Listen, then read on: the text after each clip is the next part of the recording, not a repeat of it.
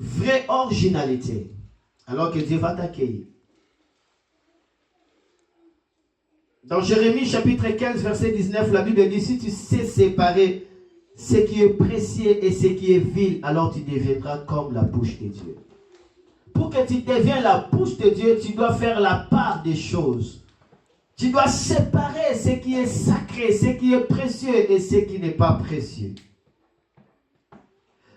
Écoutez ma soeur, mon frère. Les choses qui s'est passées dans cette rébellion du temps de Noé, c'est ce que nous sommes en train d'expérimenter.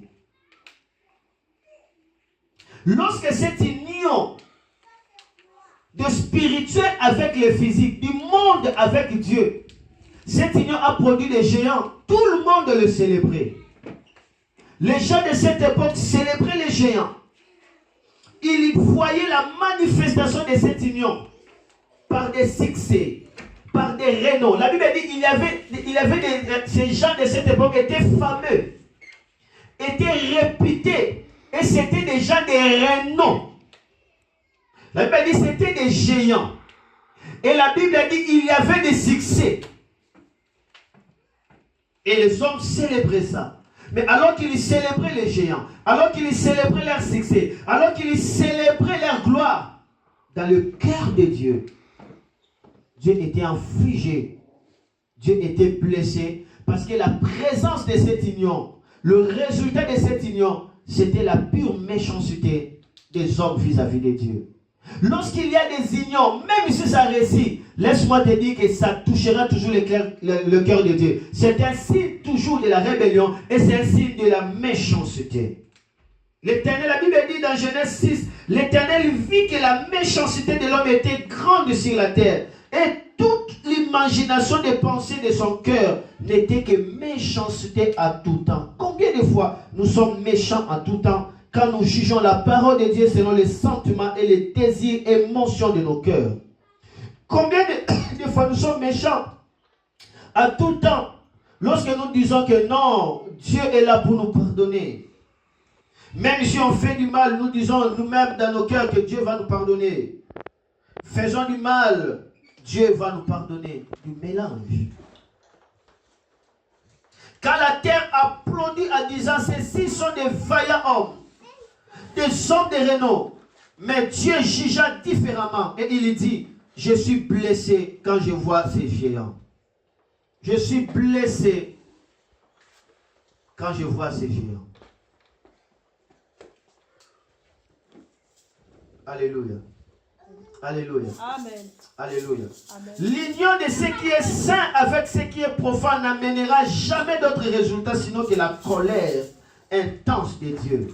On ne se moque pas de Dieu. Et on ne peut pas aider Dieu à copier des choses du monde et en le mettant dans les choses de Dieu. On ne peut pas aider Dieu à calquer le monde, alléluia, pour le bénéfice de Dieu. La Bible dit,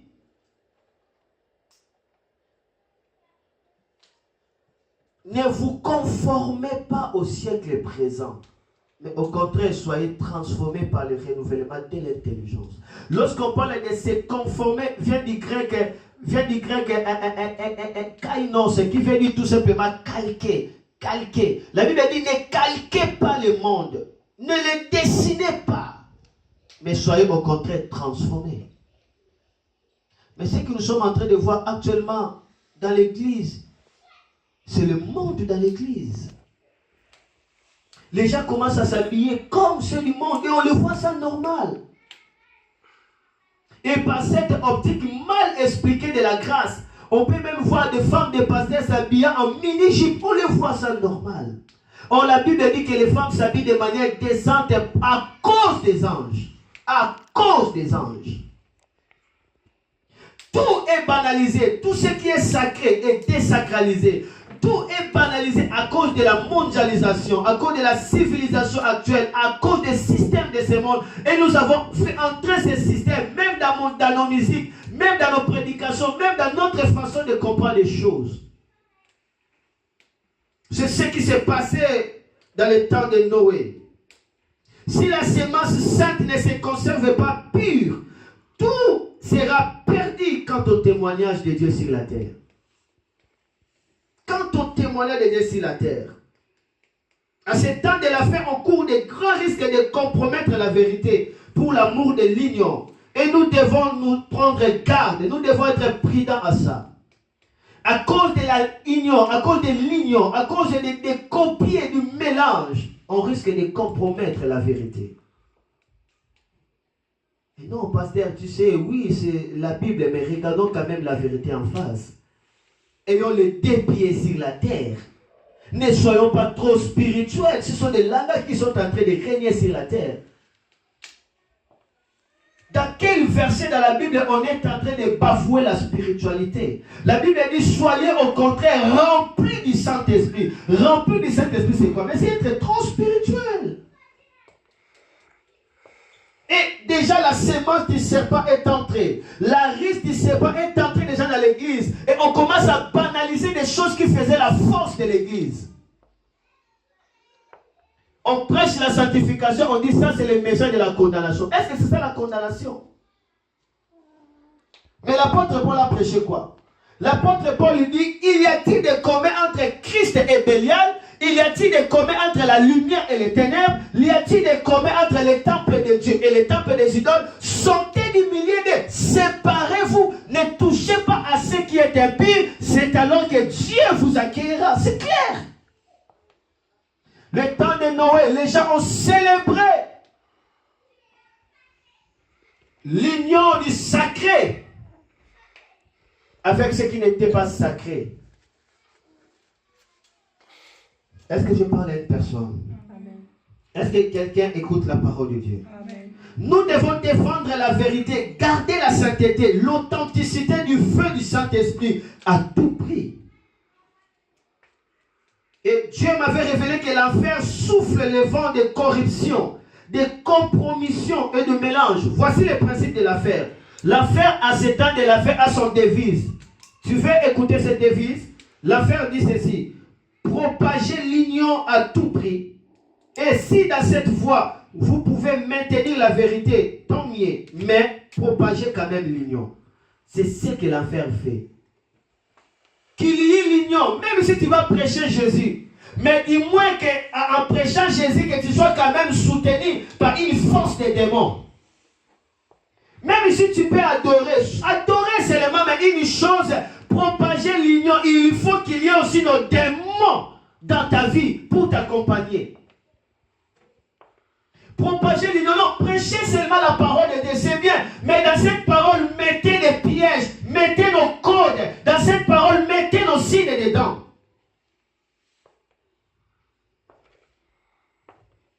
Et je ne dis pas seulement le fait de la magie, le fait de l'occultisme, non. Mais je dis, tant qu'on mélange des choses de Dieu avec les choses de la chair, ça traînera toujours la destruction imminente de Dieu.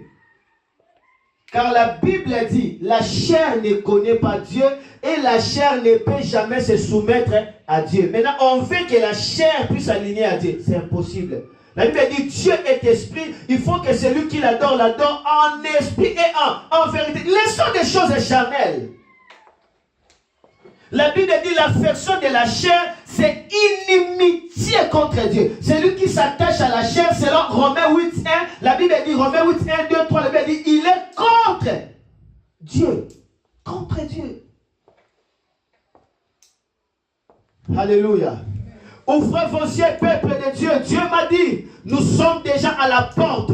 La trompette va sonner. Bientôt Jésus-Christ reviendra. Tout ce qui arriva au temps de Noé, cela est accompli. Aujourd'hui, nous sommes dans le temps de l'union. On commence à mélanger des choses dans lesquelles nous ne pouvons pas mélanger. On commence à mélanger des offrandes. On commence à mélanger des dîmes. On commence à mélanger des baptêmes. On commence à mélanger l'onction. On commence à mélanger la déclaration. Tout est mélangé aujourd'hui. Et dès qu'il y a de mélange, les témoignages de Dieu perdent la force et les peuples seront dans la confusion. Alléluia. Le témoignage du Christ est oui et amen. Le témoignage du Christ n'est pas non, oui, mais c'est oui seulement. Ça ne crée pas de doute. L'église qui sera enlevée, c'est l'église qui sera sainte, propre, pure, sans souillure. Car la Bible dit, c'est lui qui vaincra et c'est lui qui lave sa robe par les sangs. Ne mélangeons pas. Nul ne peut servir deux maîtres à la fois. Jamais. Soit il aimera un, il haïra l'autre. Tu ne peux pas servir deux maîtres à la fois. Ou tu as Jésus, ou tu n'as pas Jésus. Alléluia. Amen. Et lorsque la terre est remplie de méchanceté vis-à-vis de Dieu, ce n'était pas des méchancetés où les gens injuriaient Dieu, non. Ce méchanceté, c'était quoi? C'était la manifestation des géants. Plus les géants croissaient, les gens, cela veut dire le fils qui était né par cette union. Et cela enflammait la méchanceté des hommes vis-à-vis de Dieu. Alléluia. Par la compromission, par la pensée impure, par la manifestation de ces géants, Dieu va déclarer une décision. Il va dire, je dois détruire la terre. Maman a dit, lisez Genèse 6, 13 à 14. Nous nous approchons vraiment à la fin. J'aimerais être bref aujourd'hui. Genèse chapitre 6. Verset 13 à 14, c'est un peu rapide. Verset 13 à 14, je lis dans le nom de Jésus. Amen. Amen. Alors Dieu dit à Noé, j'ai décidé d'en finir avec les humains. Le monde est rempli de violence à cause d'eux. Je vais donc les détruire avec la terre. Construis pour moi une sorte de grand bateau en bois solide. À l'intérieur, tu les diviseras en plusieurs parties. Tu les couvriras de goudron à l'intérieur et à l'extérieur. Ok. Lorsque la méchanceté commence à remplir la terre, retiens, la méchanceté là venait d'où? Venait de l'union. Amen. Des filles avec les anges. Venait du mariage des charnels avec le spirituel. Venait du mélange du système du monde avec l'église, avec la parole de Dieu. Et cela a produit des géants. Amen. Et ces géants n'étaient pas des hommes inutiles. C'était des hommes importants. Ils régnaient, ils étaient des savants, ils étaient des génies, ils avaient la renommée, ils étaient fameux, ils étaient brillants à l'époque. Et la Bible dit même que ils avaient même découvert la musique. Amen. Ils chantaient et il y avait la gloire. Mais ce n'était pas la gloire de Dieu. Et à cause de ça, le diable devait maintenant contrôler les pensées de l'humanité de cette époque à être méchant, à être impur, à être corrompu, à être homosexuel. Et toutes les mauvaises choses commencent à prendre le. Pourquoi? Parce qu'il y avait du mélange. Le diable réussira à contrôler. Le diable réussira à créer la rébellion dès qu'il trouvera du mélange. Lorsque le diable a injecté du mélange dans la pensée d'Ève, automatiquement le diable devait contrôler Ève et Ève était chassée du jardin. Pourquoi? Il y avait du mélange. Et c'est ce que le diable avait fait aussi dans le temps de Noé. Et à ce moment-là, la terre était tellement remplie de la méchanceté. La Bible dit, Dieu s'est repenti. Dieu s'affligeait. Il était trop blessé dans son cœur. Et Dieu dit, pourquoi j'ai créé la terre? C'est grave. Dieu avait créé la terre en pleine joie. Dieu avait créé la terre de tout son gré. Dieu avait créé la terre. Lorsqu'il voit la terre, la Bible dit, tout ce qu'il avait fait, c'était bon. Lorsqu'il a vu l'homme, il a dit, c'était très bon, mais Dieu se regrette. Dès qu'il y a de mélange, Dieu va regretter. Parce que Dieu ne partagera sa gloire à personne. Dieu veut être Dieu et l'homme doit rester homme. Il ne faut pas mélanger, ma soeur, mon frère. Amen. Même si ça tarde, attends là, ça s'accomplira toujours. Ne forcez pas, ne mélange pas. La puissance de Dieu est authentique. Dieu fait des choses authentiques. Restez calme et tu verras la gloire de Dieu. Amen. Alléluia. Amen. Moi, je suis le témoin de la puissance de Dieu. Je peux vous dire que la puissance de Dieu existe. Moi, je vis dans mon ministère alors que j'étais dans la prière. J'étais dans la prière, j'ai fait, alléluia, mon première action de miracle, c'était en 2004, s'il vous plaît. C'était le thème, l'importance du Saint-Esprit dans l'humanité. J'étais encore trop jeune. En 2004, je devais faire mon première action. Il y avait 240 personnes réunies. Ce jour-là, j'ai levé ma main seulement comme ça. J'ai dit, Père, réponds mon serviteur. Le vent naturel entra dans l'église. C'était à Lemba-Louvoulou là-bas. En 2004, j'ai des photos. Le vent de la naturelle comme ça, c'était le vent du Saint-Esprit venait de manière naturelle. Entra dans l'église, tous les 240 personnes étaient tombées par terre et des démons ont quitté le corps des gens. Je ne vais pas mélanger.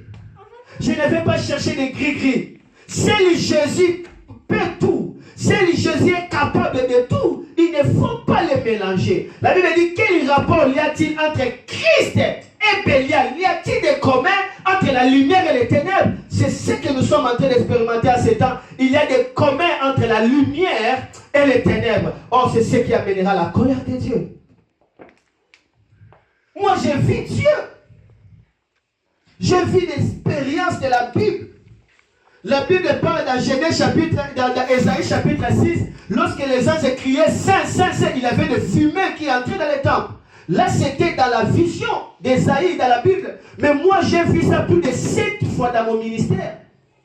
Dans l'adoration, simplement comme ça, le fumée entra dans l'église. Tout le monde voit ça et d'autres commencent à fuir l'église. As-tu déjà vu la puissance commence à faire fuir les gens? Restons dans l'authenticité. Restons dans l'authenticité. Restons dans l'original. Ne mélangeons pas. C'est comme si on était en train d'injurier Dieu en mélangeant les choses. Et Dieu a dit à Noé, je vais détruire la terre.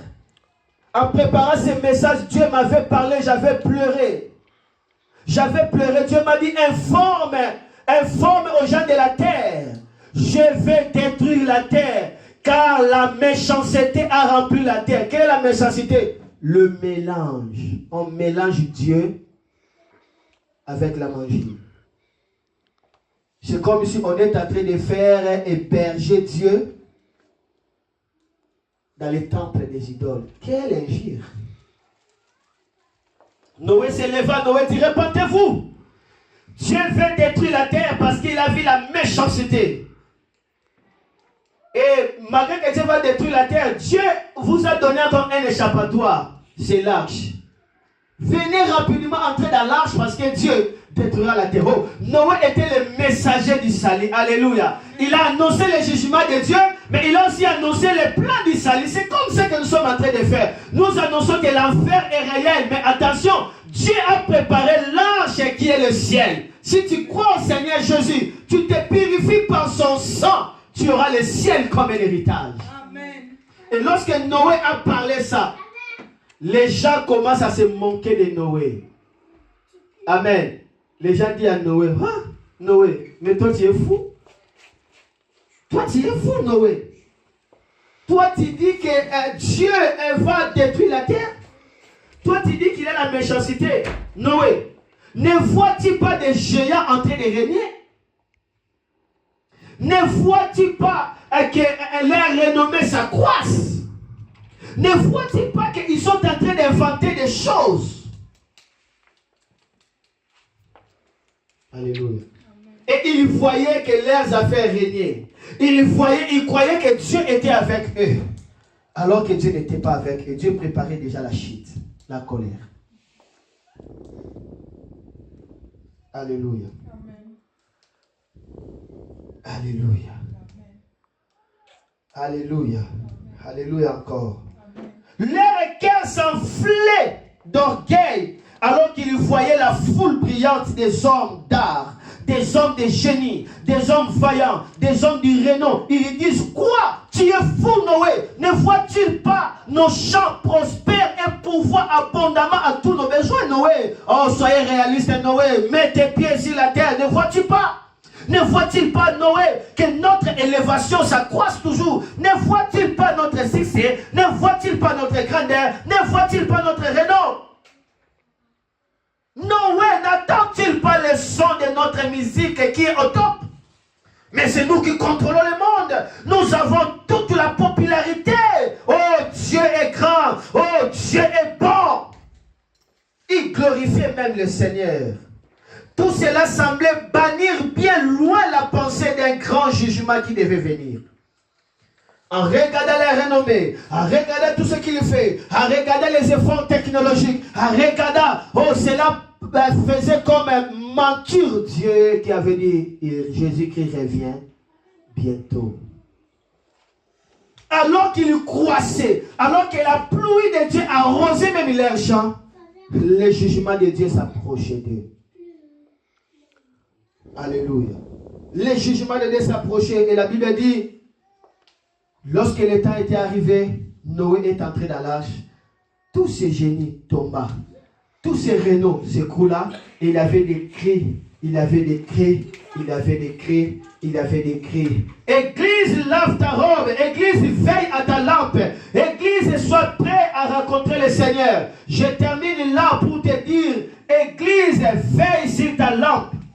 Église, veille sur l'huile que tu as reçue. Église, veille sur le Saint-Esprit. Église, écoute le Saint-Esprit. Église, lave ta robe. Église, ne sois pas distrait. Église, ne mélangez pas. Car ton Dieu est un Dieu jaloux. Il punit les iniquités. Église, soyez prêts. Église, ne se trouve pas favoritisme. Car Dieu ne fait pas des exceptions. Si tu l'abandonnes, il te l'abandonnera. Si tu le mélanges, il sera loin de toi. Plus tu le mélanges, tu es en train de les classer au même rang avec les diables. Église est gênée, Église est priée, Église est pleurée, Église est travaillée, car Jésus est déjà debout. Jésus est déjà à la porte. Bientôt la trompette va sonner et l'Église sera enlevée. Ça sera comme au jour de Noé. Ça sera comme le jour de Noé. Je m'arrive à la fin. C'était ça le message de ce matin. Basé sur le mélange. Ne mélangeons pas. Ne mélangeons pas. Ne mélangeons pas. Ne mélangeons pas. Ça serait même mieux de mourir avec la foi que de vivre avec l'incrédulité. Ne mélangeons pas et ne tentons pas Dieu. Que le Seigneur bénisse sa parole. Amen. Que le Seigneur bénisse sa parole. Amen. Touche ton cœur, alors je vais prier. Touche ton cœur, alors je vais prier. Seigneur, je prie pour ce message qui est fort et puissant.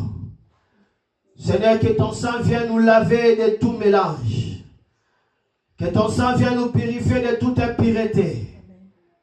Car la Bible dit qu'il faut que cette église apparaisse sainte. Ni ride, ni suie, ni rien de semblable. Oh, que ton sang nous purifie.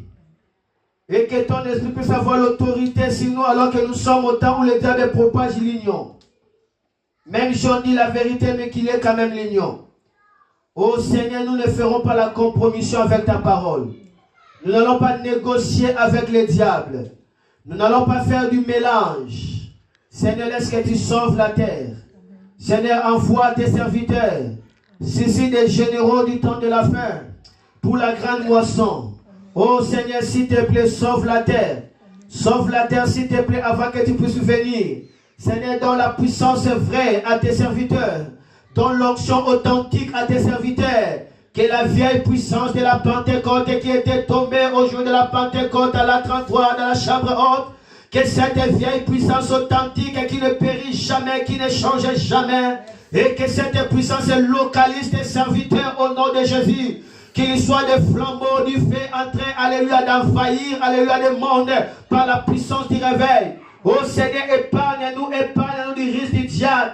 Oh Seigneur, épargne tes serviteurs. Oh Seigneur, garde ton église du temps de la fin. Amen. Nos cœurs sont assoiffés. Nous crions, reviens bientôt Jésus. Yes, reviens bientôt Jésus. Amen. Reviens. Yes. Reviens nous prendre. Reviens nous prendre. Amen. Nos robes sont lavées. Reviens nous prendre. Nos lampes sont pleines d'huile. Reviens nous prendre. Nous sommes à la porte. Reviens nous prendre. Au nom de Jésus. Amen. Amen. Que le Seigneur bénisse sa parole. Merci beaucoup. Que Dieu vous bénisse beaucoup.